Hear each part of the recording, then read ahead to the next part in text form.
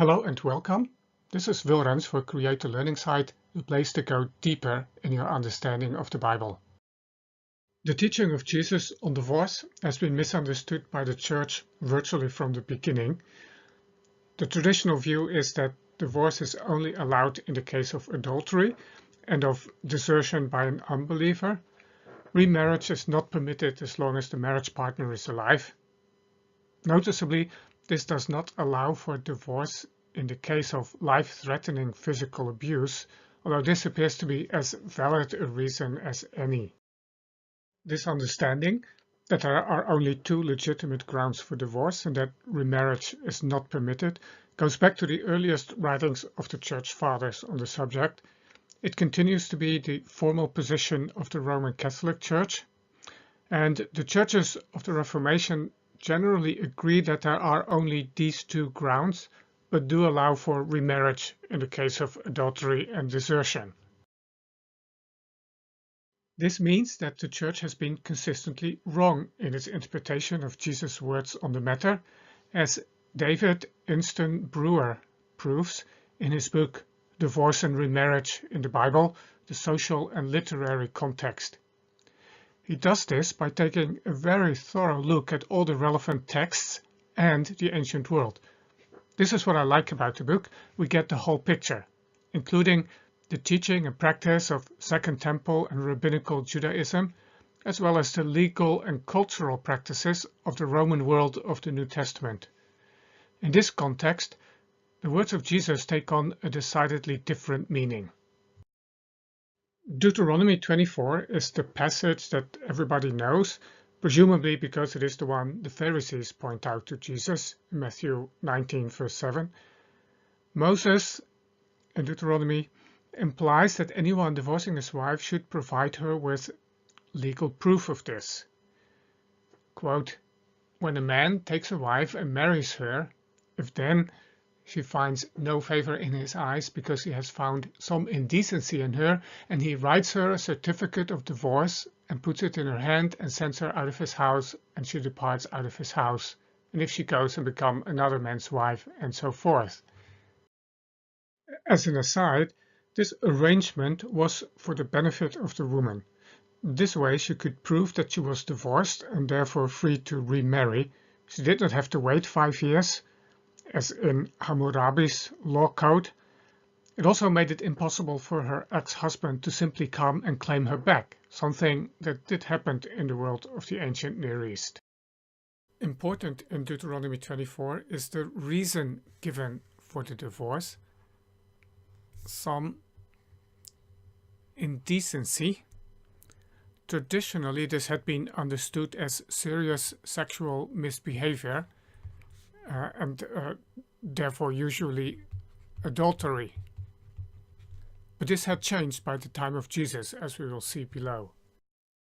It is usually overlooked that there is a second passage in the Old Testament law that deals with divorce. Although it deals with the case of a slave woman that someone takes as a wife for himself or for his son, the directive presumably applies to all marriages. If a slave girl had these rights, how much more a free woman? Exodus 21. If he takes another wife to himself, he shall not diminish her food, her clothing, or her marital rights. And if he does not do these 3 things for her, she shall go out for nothing without payment of money. So the husband was obliged to provide food, clothing, and sexual intercourse, or perhaps more broadly, love and emotional support. If he failed to do this, the woman was free to leave. After all, her husband was not living up to his commitments and duties. In the words of Instone-Brewer, the biblical grounds for divorce are all failures to keep the marriage vows, that is, promises of faithfulness and of provision of food, clothing, and love. The latter 3 may be generalized as material and emotional support. Physical and emotional abuse are extreme failures of marital and emotional support. In the days of Jesus, divorce had become easy among the Jews, although not everyone agreed. Basically, there were two camps on this issue, and on many others. One was named after Rabbi Hillel, who died around AD 20, and the other one after Rabbi Shammai, who died in the year 30 of the 1st century. Hillel stood for easy divorce, and Shammai defended a more restrictive position. This debate, rediscovered for Christian theology in the 19th century, forms the background for the words of Jesus on divorce, although the practical implications have usually not been drawn out, as Instone-Brewer observes in the following quotation, which will be a long one, but it's important. Actually, much of the Jewish background to the divorce debate has been well understood by scholars for many decades. It was one of the important discoveries after the revival of Jewish studies in the mid-1800s. After about 1850, all good commentaries mentioned the Hillelite-Shammaiite debate as an explanation of the gospel material. The only significant new factor that has not been properly noted before was the acceptance of the other three biblical grounds for divorce by all Jews, including the Shammaites. The quote continues, "Once the debate behind the gospel account is recognized, it becomes clear that Jesus is giving his opinion about the Hillelite interpretation, any matter, and so he is not condemning every divorce. Although this is obvious, very few scholars have either recognized it or written about it clearly, because the traditional teaching about indissoluble marriage was so firmly entrenched in Christian theology." The debate centered around the phrase "some indecency" in Deuteronomy 24 verse 1. Literally, in Hebrew, this phrase consists of two nouns,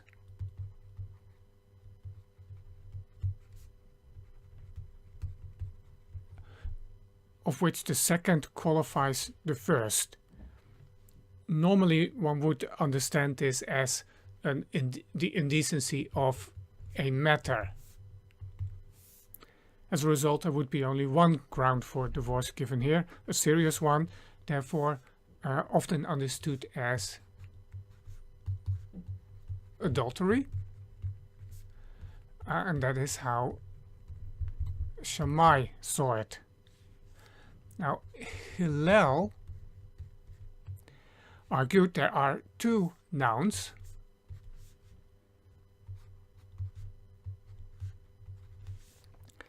and therefore two grounds for divorce are given. Indecency, that is adultery, and a matter, or in other words, any matter. Therefore, divorce could be for any matter, for any reason. It should be clear how poor this reasoning is, but easy divorce was so attractive that most of the Jews sided with the Hillelites. Not so Jesus. The debate between Hillel and Shammai provides the background for the question that Jesus is asked by the Pharisees in Mark 10 and Matthew 19. In Matthew 19, the issue at stake is even mentioned explicitly. Is it lawful to divorce one's wife for any cause? So Jesus is asked for his opinion on the debate between Shammai and Hillel. What is the meaning of the crucial phrase in Deuteronomy 24? Does it include any matter? Or is it limited to adultery? Jesus takes the position that a divorce for any or no cause is illegitimate and turns any new relationship essentially into adultery. It does not appear that Jesus expected such couples to split up. His statement serves to bring out how seriously wrong easy divorce is. With this, Jesus is not making a statement on possible other grounds for divorce. He is taking a position in the debate about the phrase some indecency. It means adultery, nothing else. Why did the Church misinterpret his words as an absolute prohibition of divorce and remarriage? Two reasons. First, within decades, the Church became increasingly Gentile and lost its connection to the synagogue and therefore to the Jewish world of thought. Second, the Shammaites disappeared after AD 70. Their movement did not survive the destruction of the temple, and therefore the views that remained were those of Hillel, and the debate was forgotten. As a result, no one in the Church knew or understood the debate that formed the crucial background to the statement of Jesus on divorce and remarriage, and therefore misinterpreted the statement of Jesus as absolute and comprehensive. No divorce except for adultery, based on 1 Corinthians 7 for desertion, and no remarriage even in the case of adultery. Instone-Brewer's thorough study uncovers several additional implications that are not immediately obvious. Among them, polygamy. The answer of Jesus effectively prohibits polygamy. Based on the law, a Jewish man could not commit adultery by marrying an unmarried woman. Adultery could only be a crime against another husband. Even if his divorce would not be valid, it would still not be adultery, but polygamy. He now had two wives. However, Jesus nevertheless accuses him of adultery against his wife. In other words, the same standard now applies to both men and women. There can be only one legitimate spouse. Separation. Ironically, separation, as distinct from divorce, became the one alternative option accepted in the Church. And this is ironic because it contradicts 1 Corinthians 7 and because it would have been an impossible option in Roman and Greek society. There was no formal procedure for divorce. Divorce simply took place by leaving or sending away one's spouse. In other words, divorce took place by separation. They were synonymous. Other grounds. Jesus must have accepted the other grounds for divorce that are mentioned in the law. The failure to provide food, clothing, and love. The reason is that everyone assumed them to be valid grounds. The words used by Jesus closely parallel those of Shammai, who acknowledged other grounds as well. And there would not have been a need to mention points everyone agreed on, such as the death of a spouse as a valid reason to remarry is not mentioned either. If Jesus had been of a different opinion, that the grounds of Exodus 21 do not apply, he would have had to make this clear. Finally, remarriage. It was generally expected, both by Jews and non-Jews, that divorced people would remarry. Jewish certificates of divorce explicitly stated that the woman is free to remarry. Emperor Augustus had issued a law that those who divorced had to remarry after 18 months, even though this law was not enforced. Remarriage was normal, expected, and legal. If Jesus or Paul would have wanted to forbid this, they would have had to speak out clearly, because without such clarity, everyone would assume otherwise. Does this mean we now have a broader spectrum of reasons for divorce to choose from, if we are so inclined? Not at all. To ask the question like this is to miss the deeper concern of both Jesus and Paul. Divorce is still a disaster, something to avoid if at all possible. But Jesus and the Bible know human nature. This possibility does not always exist. Instone-Brewer summarizes his conclusion as follows. Both Jesus and Paul condemned divorce without valid grounds and discouraged divorce even for valid grounds. Both Jesus and Paul refer to the Old Testament grounds for divorce. The Old Testament allowed divorce for adultery and for neglect or abuse. That's in Exodus 21. Both Jesus and Paul condemned remarriage after an invalid divorce, but not after a valid divorce. Or, as he restates it at the end of the book, Jesus and Paul affirmed all four Old Testament grounds for divorce and remarriage, while emphasizing that divorce should be avoided whenever possible, and that believers should go the extra mile in trying to maintain a marriage.